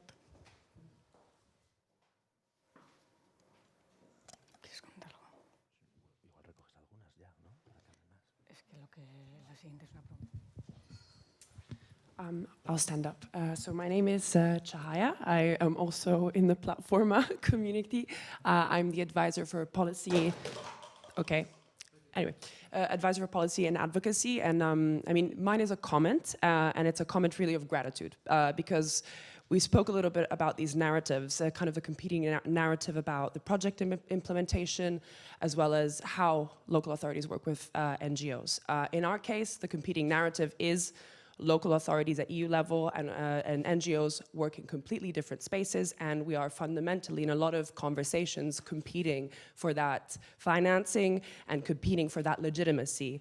We've seen it recently with the change and shift in EU financing for external action. There were budget lines for local authorities and distinct budget lines also for civil society. Now this is much more agglomerated together, and so oftentimes we're really fighting just to be recognized as a specific entity and as a legitimate entity in development cooperation. And I think that this subtlety in the data that you've provided and in the narrative and how ODA is actually working and how local authorities are collaborating with NGOs is something that can really help us in our advocacy efforts to really recognize local authorities, but also most importantly, recognize the added value of this community as a whole and stakeholders as a whole, because we generically participate in all of our forums with civil society, but we participate with the civil society who is much more in that professional category, and oftentimes they don't also have the overview of what happens at grassroots level. So mine is really just a word of thanks and also an encouragement for future iterations of this report, which will keep on helping us build the knowledge that we need to really underscore the value of decentralized cooperation, because that is really what organizations as our own, we're delighted to be supporting it, because we really need that data and we really need to be able to underscore it to institutions such as the European Union, but I mean also in advocating for the OECD to go even more at a granular level. So that's just a big thank you from my behalf. Anybody else in the room? Okay. We take yours, and then maybe any of us want to do any comment. Otherwise, I also have a question through the online question and answers. So later we come to, okay? So Javi. Do you think I should stand up? Yes, please. Okay. Yeah, okay. I'm going to stand here because otherwise I'll be giving my back to everyone. My name is Javier Sanchez. I work for the Regional Catalan Development Corporation. And maybe I have a small hypothesis on this idea of narratives. And maybe it's a bit complex, but maybe you'll help me explain it. I think we should be more aware of the fact that whenever we get together, it is because some international organization or the European Union are convening us. We use those spots, those international spots that are being generated in order to get together and talk about what we do. And then the names that we pick for our activity are very dependent on these spaces. Decentralized cooperation is not a word that we used 20 years ago, but the European Union uses decentralized cooperation, and that's why we use decentralized cooperation in order to recognize ourselves and also gain some recognition. So if you think, and this is in international relations theory, this is sociology, this is the formation of an actor depends on recognition. And whenever you're given a seat that has a specific name there, that's your name. You see, refugees wouldn't exist before. There was just a bunch of people going up and down, and they had the status of refugees and they became international entities. So that's what we are intending all the time. So if you think of the local and regional movement, the entry point, the first important entry point is 1996, the second World Summit on urbanization. No? And then all the cities go there, many cities, they are very eager. Pascual Maragall, you were not there already, but I was. And they were complaining because they wanted to be given a seat which is called cities, not NGOs. No? And then we began this kind of struggle to separate ourselves from civil society organizations. We would not want to be a major group mingling with civil societies and NGOs. We went into our specific seat at the table. And then we picked a specific value, which is urbanization. And we began saying cities are important in world affairs because the world is urbanizing fast. And we coined that expression that, I don't know, 3/4 of people are going to be living in cities. No, we keep repeating that for the last 30 years, and And I don't know whether that's true or not. To me, it's obvious that a lot of people live in cities, but yeah, there we said a lot of people are going to be living in cities, so cities are important, and urban development is important. No? And that's how we shaped our niche into international relations, by making the people understand something which was easy, that megalopolis exist, and they have a very strong impact on development and the use of resources, etc., on urban poverty, and that's where we stood. We have never actually developed a strong narrative on development cooperation for cities and regions. That doesn't exist. I sit representing regions at the Global Partnership for of Development Cooperation.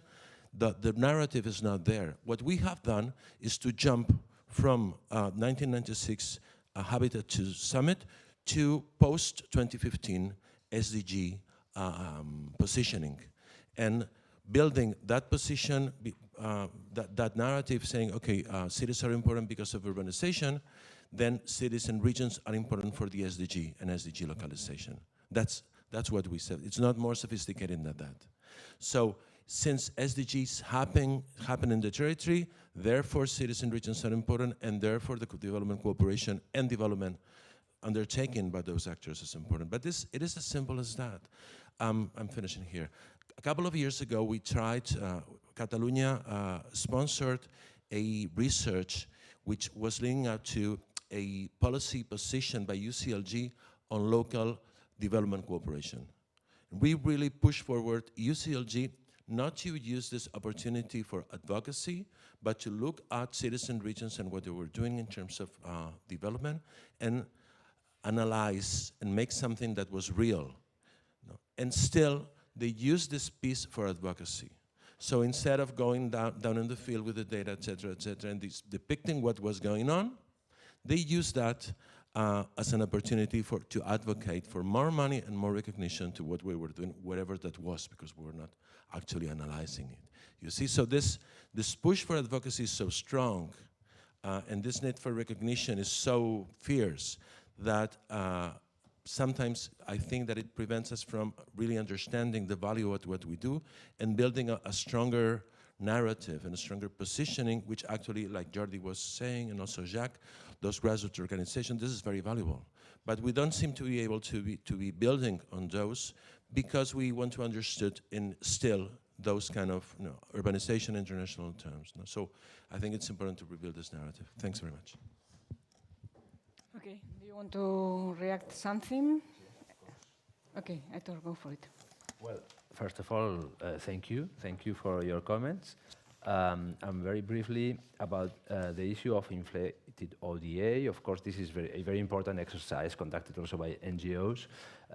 Here, just to highlight that in decentralized cooperation, refugee costs are important in Canada, Austria, also in France, at the decentralized level. But the main issue here is about higher education, and we do not follow, of course, the approach of the Aid Watch report, and we stick to the concepts agreed by member states at the OECD DAC, and therefore we acknowledge as ODA whatever the DAC has acknowledged as such. But we do have a lot of questions about, researchers do have a lot of questions about what is behind all these $2 billion accounted as ODA and related to higher education expenditure in European countries, mainly in Germany. We do have a lot of questions as researchers about that expenditure. So thank you for that note. And also related to the competition between local authorities and NGOs in the field of development cooperation, when gathered by higher level entities like the EU and so on.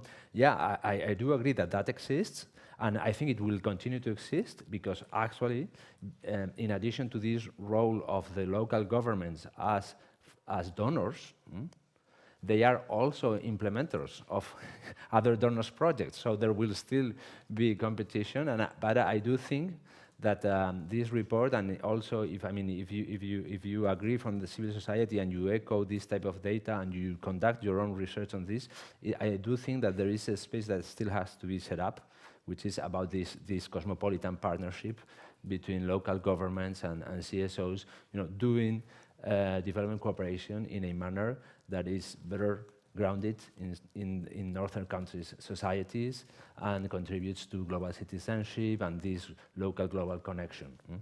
Yeah, and finally, congratulations for this piece of historic research about the construction of the very concept of decentralized cooperation. I think it has to be written somewhere. Well, Javier has a very interesting a series of articles, and probably it's somewhere over there, so I will Google that. Yeah, and maybe my only comment would be that then probably local governments and regional governments themselves, they should maybe gather and build together that narrative that is still missing. And we cannot just take for granted whatever narrative has been set up in the international fora, and we do need this exercise from local governments and regional governments themselves. So thank you for that note. Okay, thank you. I will now take on a question we got via Zoom. This is from Euskal Fondoa, the Basque Fund of local municipalities that work on development, and it is for Jacques.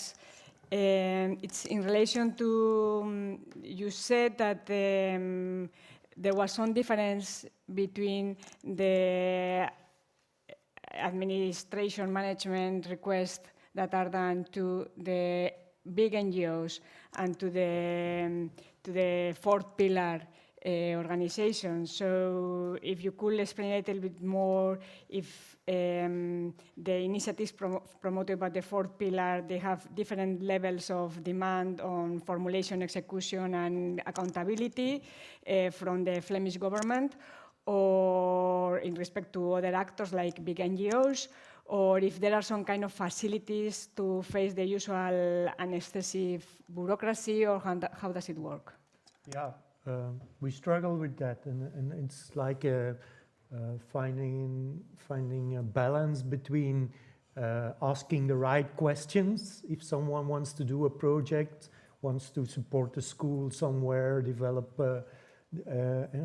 asking the right questions, because we want them to be quality projects, but on the other hand, not to kill the initiative by an administrative overload. So for the professional NGOs, they all know the things about log frames and stakeholder analysis, and so we're giving basic trainings, explaining them the same ideas about what is a good international development project, but not trying to push them into these too technical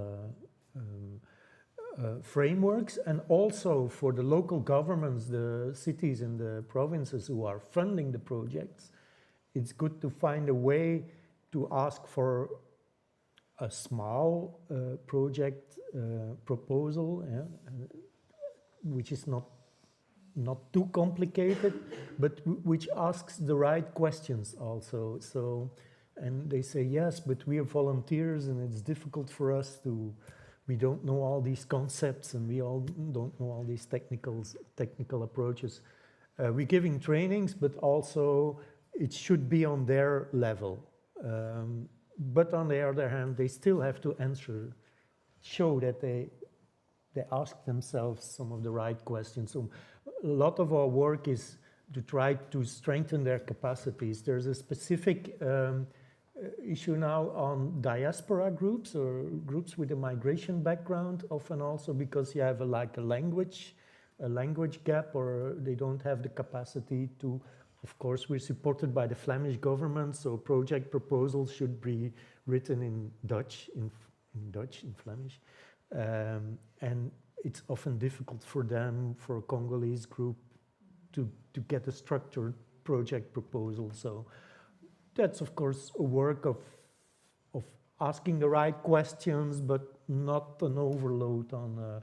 Also, it's small budgets, so small project files. Big budgets for big NGOs, very complicated applications, files.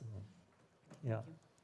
So we are coming to the end of the morning, but before closing the closing remarks, I know that there is another hand raised here in the room. So Amandine, please go on. And is there anybody else who wants to do any other comment, question after Amandine, or you would like also? Okay. So Amandine and... Thank you. Sorry. So I'm Amandine Sabourin. Good morning, everyone. I work with ECDPM, which is a think and do tank based in Brussels and Maastricht. And I'm also formerly part of the local and regional governments bubble family. So thank you very much for the report. Thanks a lot, because it's very useful. And we were saying a few weeks ago that we were lacking figures. Really, we are doing research. Part of my job is now to work on a policy note on sustainability of decentralized cooperation. And we try to look for evaluation reports, etc.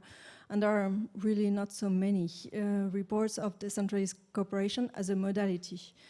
So thank you for providing that, with the caveat that it is an analysis based on 15% of ODA, of DODA, of decentralized ODA, no? If I understood correctly. Yeah, please. I would be very happy to hear more about that. Because it's, yeah, so I wanted to do just two small comments, one on sustainability, because I was, as I was saying, we are writing something with a colleague on that, and one of the things that I think Mario brought up is about the reasons for the, we all understand the role of local governments as catalysts, of stakeholders at local level. They coordinate the actions of the civil society, academia, youth groups, etc., etc. Also the link with the private sector, they do the link with the private sector, but why is it so interesting for local and regional governments to go through civil society? Because we here, so it's the end of the morning, we will not enter the debate now, but it links also with the narrative, the question of the narrative that Javier was mentioning. There is a narrative on decentralized cooperation, but it's debated because there are many conceptions of decentralized cooperation. And here, if we ask a normative view, I mean, it's not, when we talk about the implication of civil society in decentralized development cooperation, I wanted to ask about the place we leave for peer-to-peer cooperation, the relation between local governments and local governance from from A and B countries. So what space does it leave for that, for the relationship between the authorities, between the governments, between the administrations themselves? That was my first comment, and the second one I forgot. Yeah, it was about the recipients side. So I don't know if the ODA data allow to this kind of analysis, but that would be extremely interesting as well to look at the recipient side. How are local and regional governments in Africa, in Latin America, in Asia receiving at decentralized level ODA? What is I'm not talking about the impact analysis, but really just how much it is channeled through local and regional governments, and that could help strengthening their capacities, etc.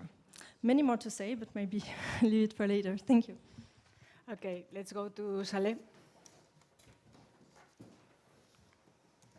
Hello, my name is Saleh. I work at the Basque Delegation from home.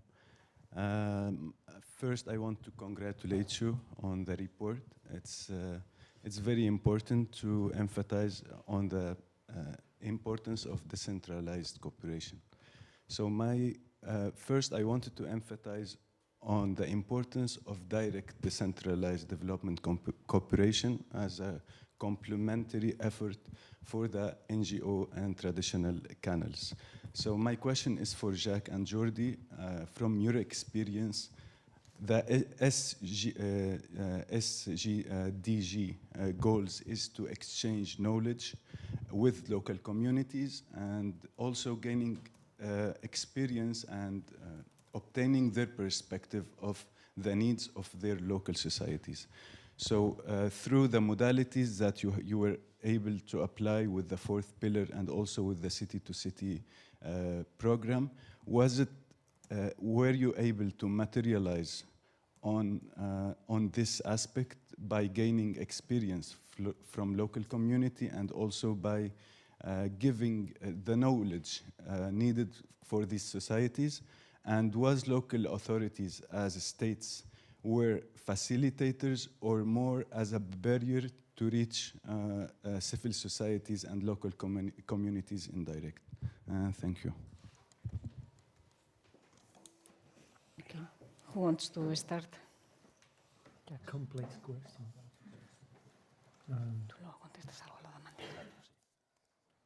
Concerning the SDGs, it's a complex question concerning the SDGs. I think many of local authorities took the SDGs as framework for their local policies, which is very positive, of course.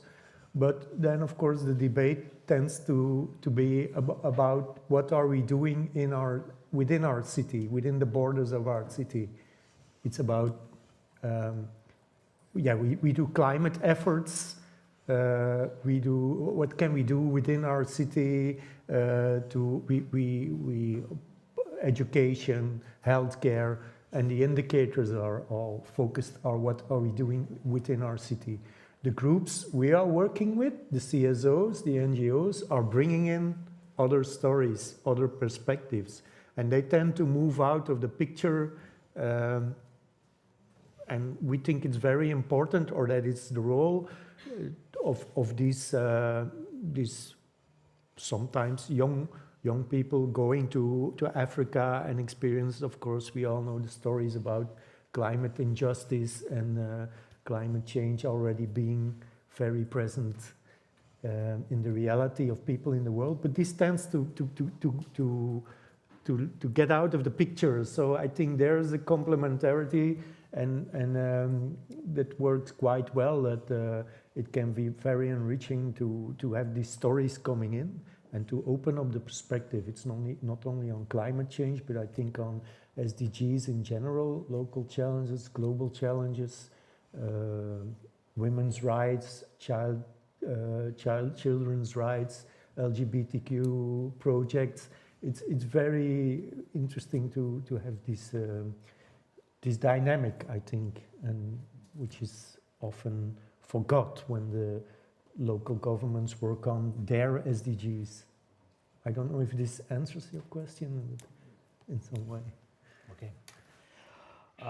From the perspective of a local authority that drive city-to-city cooperation, SDGs, even taking into consideration all the critics that exist of the SDGs, and somehow has helped us a little bit to open certain debates with our partners that before the SDGs were not easy.